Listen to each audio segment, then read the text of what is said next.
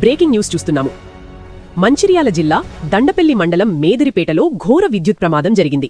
ఈ ప్రమాదంలో 2 వ్యక్తులు అక్కడికక్కడే దుర్మరణం చెందారు. మేదిరిపేట పెట్రోల్ బంకులో నుండి ఎత్తైన ఇనుప నిచ్చెనను బంకు యజమాని ఇంటికి తరలించే క్రమంలో సమీపంలోని 11 kV విద్యుత్ తీగలకు నిచ్చెన తగలడంతో మండలంలోని మాదాపూర్ గ్రామానికి చెందిన లక్ష్మీనారాయణతో పాటు వెల్గనూరుకు చెందిన నాగరాజు మృతి చెందారు. విద్యుత్ షాక్ తీవ్రతకు నాగరాజు శరీరం పూర్తిగా కాలిపోగా ఈ ప్రమాదం నుండి గంగాధర్ అనే మరో యువకుడు త్రుటిలో తప్పించుకున్నాడు. ప్రమాద సమాచారం అందుకున్న దండపల్లి ఎస్ఐ తహసీనుద్దీన్ సంఘటన స్థలానికి చేరుకుని పరిస్థితిని పర్యవేక్షించారు. మృతుల కుటుంబాలకు ₹1 కోటి నష్టపరిహారం చెల్లించాలని కుటుంబ సభ్యులు డిమాండ్ చేస్తున్నారు.